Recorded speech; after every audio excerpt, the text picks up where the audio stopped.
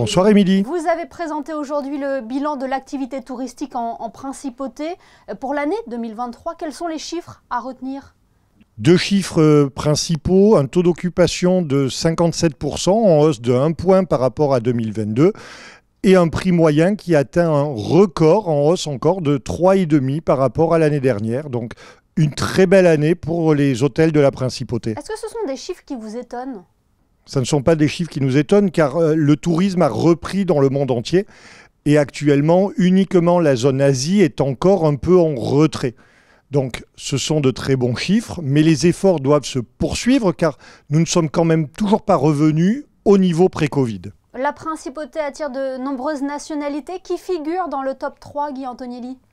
Le top 3 est un peu bouleversé cette année. Premier la France, second les États-Unis, troisième l'Italie, ce qui pousse le Royaume-Uni hors du top 3 du fait de l'entrée des États-Unis. Comment on peut expliquer cela? Les États-Unis ont une soif de voyage inextinguible. Dans le monde entier, les Américains poussent extrêmement fort. Et puis évidemment, le Moyen-Orient, de nombreuses nationalités souhaitent voyager. Et Monaco, de par le rêve qu'elle incarne, attire toujours énormément nos visiteurs étrangers. Et qu'en est-il du tourisme d'affaires? Le tourisme d'affaires, le constat est beaucoup plus mitigé. Point très positif, nous avons gardé tous nos grands congrès fidèles. E-commerce s'est tenu la semaine dernière, Anti-Aging se tiendra d'ici 10 jours.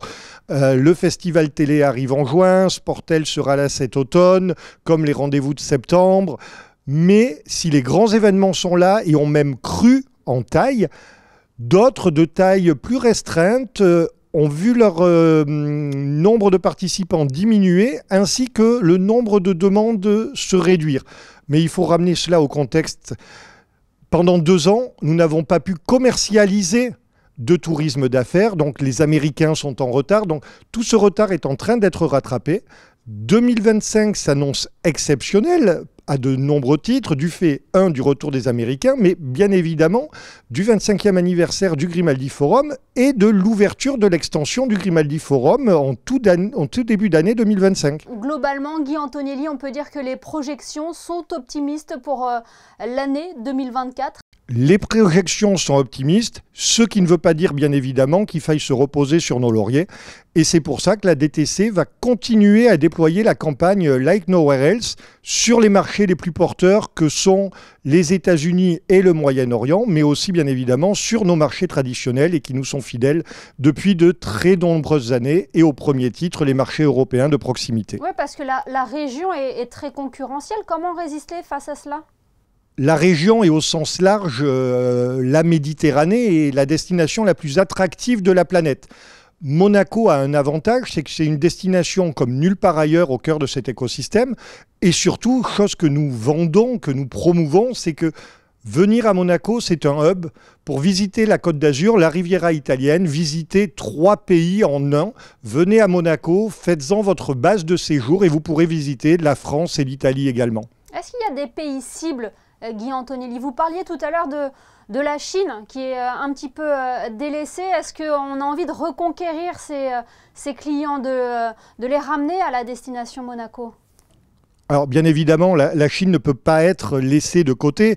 C'est un marché qui est encore à conquérir. Pour la destination, la Chine n'a jamais dépassé 2% du nombre total de nuitées. Donc vous voyez, ce n'est pas un marché premier de la destination. Ça reste un marché en développement.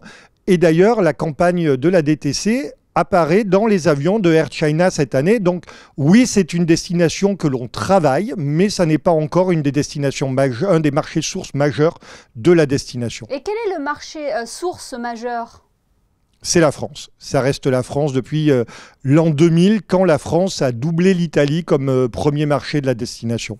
Et l'objectif, c'est quoi, Guy Antonielli? C'est d'attirer de plus en plus de visiteurs ou de se concentrer sur ce que peut offrir la destination Monaco, cette expérience exceptionnelle? Alors, non. Plus pour plus n'est pas intéressant, encore moins pour une destination haut de gamme comme la Principauté. Nous souhaitons du tourisme de qualité. Pour avoir du tourisme de qualité, il faut d'abord offrir des produits de qualité. Nous avons la chance que les partenaires de la destination, que ce soit les hôtels, que ce soit les restaurants, que ce soit les centres de congrès et de conférences ou les musées, offrent en permanence des nouveautés de très haute qualité. Et donc, nous devons aller conquérir la clientèle qui a envie de ce produit-là. Mais nous sommes certains qu'elle est suffisamment nombreuse dans le monde et dans nos marchés sources pour continuer à nourrir l'écosystème touristique de Monaco. Eh bien, merci beaucoup Guy Antonelli d'avoir été notre invité ce soir pour faire le point sur cette fréquentation touristique en Principauté et parler de l'avenir, parler de 2024 ensemble. Merci. Merci à vous, Émilie. Bonsoir.